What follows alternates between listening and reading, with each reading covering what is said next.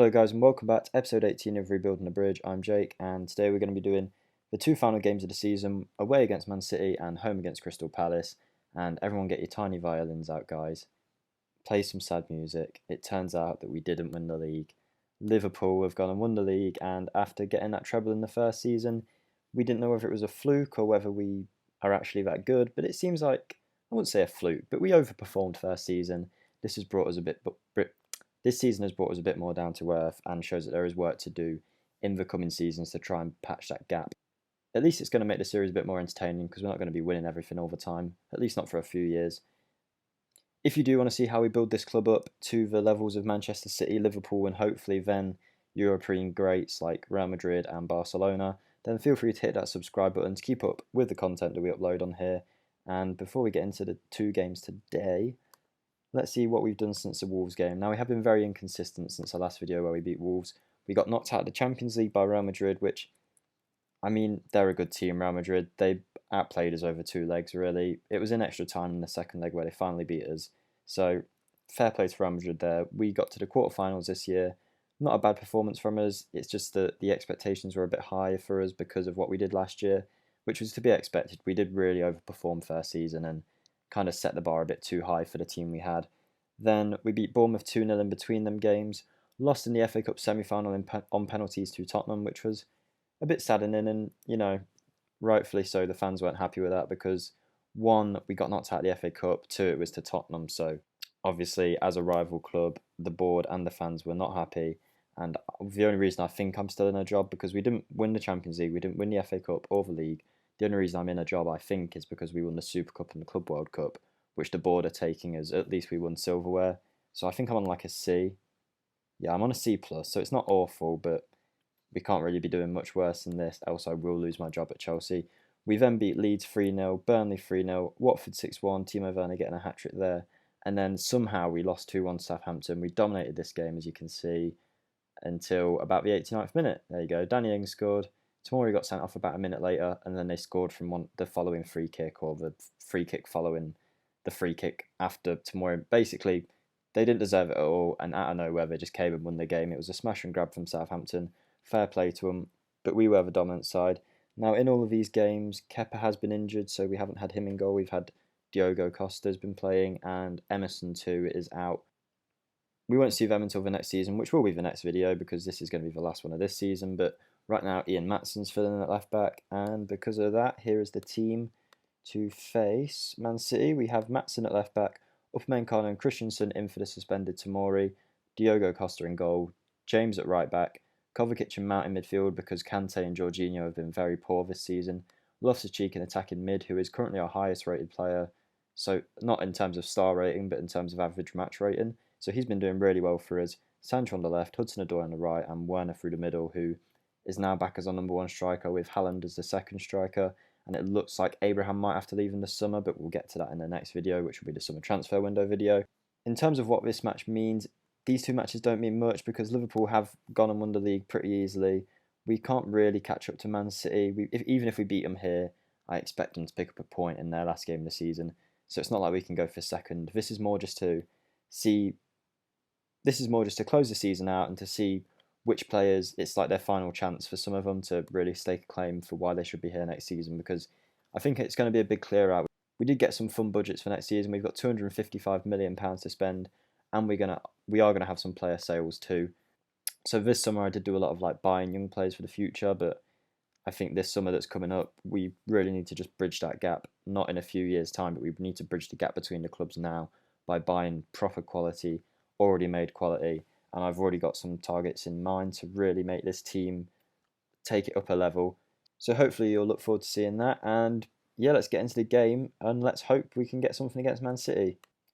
Okay, and we are off here. We are using key highlights because it's going to be a two-game video, so we like to keep it a bit shorter. I need to change that to 2D mode because we don't want to see the lag. Interestingly, Man City are playing Phil Foden, who in real life Guardiola has came out and said is the best player he's ever worked with, yet he doesn't even play him in any of his matches. So at least in Football Manager, he's sticking by what he's saying and actually playing him. I think Dybala is out injured for Man City because he's been playing for them recently. He's been one of their key players this year, but it looks like he's out for this game, which we will take for sure. as we seem to have the first attack now with Mateo Kovacic. Finds Sancho on the left. He plays a really nice ball through to Hudson-Odoi, and it's a good save by the Manchester City keeper, who I don't think is Edison. I think it's someone else, Mioric or something. I assume Edison's out injured. But yeah, that was a good start from us there.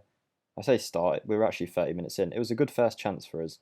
At least we're having the better chances so far, even though that is the only chance we've had. Right, let's ask him to show some passion and see if anything can happen before half time. Ian Matson, who's been playing in at left back instead of Emerson, has done a great job, as has Diogo Costa and Kepa. They've both performed very well for us, and I have no complaints there really. They're not the reason that we've been inconsistent. It's been players like Jadon Sancho and Tomori and Jorginho, Kante, the people that we expect to really like lift this team to another level, have been the ones who have really dragged it down in recent games. So at least the young players are pulling through for us. I say young players, most of the players I just mentioned are young, but like the super young players are actually pulling through for us. As we see in the corner there, Willian has just scored for Man United. Maybe that's what we could have done with the season. Maybe we could have kept Willian or Pedro, but you know how the contract system worked last year. We couldn't really keep anyone over the age of 30 for more than a year. But it's good to see that Willian's doing well at Manchester United. As Man City come forward now with Bernardo Silva, Ian Matson goes to close him down, but Bernardo Silva gets it round him, and Aguero squeezes it into the back of the net. We are 1-0 down to Man City. I mean, it's been a balanced game, but I wouldn't say it was like not deserved. Man City have been doing okay, so have we. There've only been really one chance. You can see there's a bit of luck for Bernardo Silva, and it's just a typical Aguero finish. He's just the first one to the ball, and he puts it away nicely as we head into the 60th minute now. Let's see if we can bring on Haaland, see if he can do anything instead of Timo Werner, who has been really good for us recently, Werner, but doesn't seem like it was one of his best games today. Aguero now on our left side, goes past Hudson-Odoi.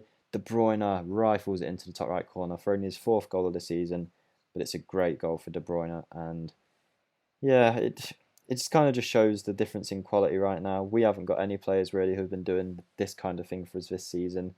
You see it here. Aguero takes it past 2, gets it to De Bruyne, and without a thought in his mind, De Bruyne has already scored. We were caught sleeping, and this game's pretty much lost. Like I say, these games, they're not massively important, but we do want to win them anyway, just purely so that we don't get sacked, really. And also, it's nice to see which players are performing well and which aren't, and it seems like no one's really performing awfully, but no one's performing well either. It shows that there is work to be done for next season. I think Ian Matson's just been sent off. Brilliant. I was bigging him up earlier, but he's just gone and done the 2-footed challenge, and he'll miss the last game of the season now. I don't really have a way to patch this up. We'll just play without a left back for a bit. Oh God, right. I imagine it's going to be like 4-0 Man City now. It's an own goal, isn't it? I think Mateo Kovacic has just scored an own goal. It's all going wrong here. We weren't expecting to win this, but it's all kind of unfolded on us. And this is kind of showing all the cracks that we've been covering over for a while now, but the cracks are starting to show. And there is a lot of, I keep saying it, but there is so much work to be done in the summer here, and I'm really looking forward to getting around to the summer. I'm recording these a few days in advance, and sometimes a few on the same day, because I'm just trying to get them all out as quickly as I can, so that I can finally get to the summer window and play through it and see who we want to bring in, because really we're not good enough right now. And yeah, a 3-0 loss to Man City, it was a very poor result. We didn't show any signs or fight really of getting back into it, so I mean, we'll move straight on to the Palace game, and I'll see you there in a second. Okay guys, we're just before the Crystal Palace game, and I've fully rotated the squad other than the goalkeeper position. Like I say, I'm just trying to give everyone, I want to have a look at everyone pretty much one last time before the end of the season, just so I can know what I'm going to do with this squad over the summer. So this is the team to face Palace. Hopefully we won't make it 3 losses in a row, and we can actually go out and get a decent win today, which we are expecting to do. I think we should have this one in the bag, but I fought that against Southampton too, and that one didn't turn out too good. So we'll go into this match confident, but also a little wary that we can't take our foot off the pedal, even if we're 1 or 2-0 up, because recently we just haven't been good enough. So some of the interesting things in this team today is Bekir Omaragic. I still can't pronounce his name. He's been here a year. His development's been okay. He's been playing a lot for the under-23s and been like our cup centre-back, who usually partners Christensen when I rotate Tomori and Upamecano. And he has been pretty good when he's played for us. Marcos Alonso, it's probably going to be his last game. I do want to get rid of him in the summer. Players like Pedri's really kicked on since he's joined us from Barcelona. And I think maybe not just yet, but in a few years, he's definitely going to be a regular starter for us. He's a brilliant player. Barkley is one I'm looking at that maybe if we got an offer, I could let him go. Jorginho and Kante, I really want to see something from in this game because they were both very, very poor this whole season, really. I mean, Jorginho's only saving quality is that he sometimes scores penalties. And I mean, with 45 minutes into the match, we've had 2 decent chances and it's already the half's passed like that. And that's just how we've been recently. Look, completely dominated possession, dominated all the chances, but at the end of the day, the score's still 0-0 and time is running out. We had a Omaragic header that went over and I think a Haaland chance that went over too. So we do really just need to start pressing the issue and really going for goals. It's not just goals that are the problem though, to be fair. Our defence has been poor too this season. It just hasn't really clicked as well as it did last season as Zaha hits the post. And that's what I mean. Palace have done nothing all game. They get one chance and they do a better job than what we did. And that's the worrying thing. This game's going to be over in a flash by the looks of it. Okay, so 60 minutes in, still nothing's happening. We're going to look for some changes in a second. As Pulisic plays the corner in and it's headed away pretty easily by the Palace defence. We didn't really challenge them much there. But it looks like we're going to have a second phase attack with Azpilicueta on the right, who does have interest from... Oh, what a goal from Azpilicueta. Fair play to him. I was about to say, I think this is his last game for us because he is a team leader and he's obviously a Chelsea great, but PSG are in for him at the minute, which means they'll probably offer a fair bit of money. And he's came to me twice this season, Azpilicueta, about wanting to move on for a new challenge. And I have been looking at like backup right backs that could possibly come in to deputise under Reece James. But well done to Azpilicueta on what is probably his last appearance, getting the goal.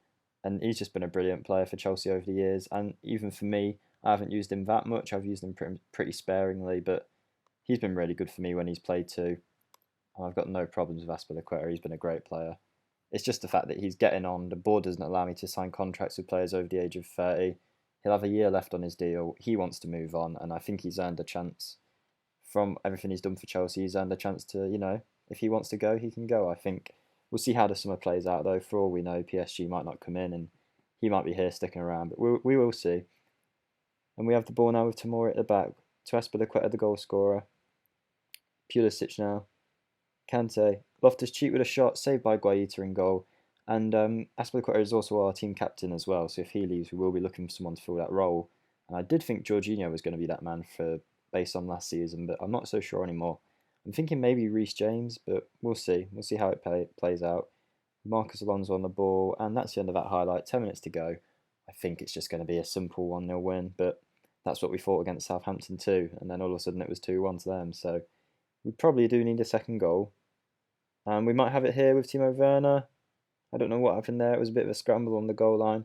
Again, coming from Azpilicueta's cross. He's been the best player on the pitch. Fair play to him. I hope he gets man of the match at the end of this game. 3 minutes left to go now. And it's going to be a simple 1-0 win. And that, you know what, it's the last game of the season. I'll just say it's a very nice victory. Well done, Azpilicueta. Player of the match. Now we can see where we've ended up. So we knew we were going to finish third, but we finished on 86 points. Liverpool on 94. We lost 6 games and drew 5. The draws aren't that big of a deal. As you can see, it was Man City, Arsenal, away at Villa, and an annoying one at Burnley. So that's not so bad. It's just the losses when you've got losses against Southampton, West Ham, and then against a big top half team. So Man City, Liverpool, Man U. That's where we were messing up, and that's why they're ahead of us, because we just couldn't beat them too, Man City or Liverpool. So that is that for this season. I think we performed okay, probably we had too high expectations because of last season, but based on what we should actually be performing like, this is kind of the level that our team's at, but now we really need to build on it, like I say, so we will be going for that. In the next video will be the summer transfer window roundup, so I've got a lot of work to do over the next few Football Manager months to get a new team together to show you guys. But I hope you've enjoyed the second season. We're now 2 seasons in and I'm still enjoying making these. So I hope you're enjoying watching them too. If you do, feel free to like the video, comment if you want to get involved down below. Maybe you have some people you think I should buy, anything like that. Subscribe if you want to see more content like this, and I'll see you in the next one, guys. Goodbye.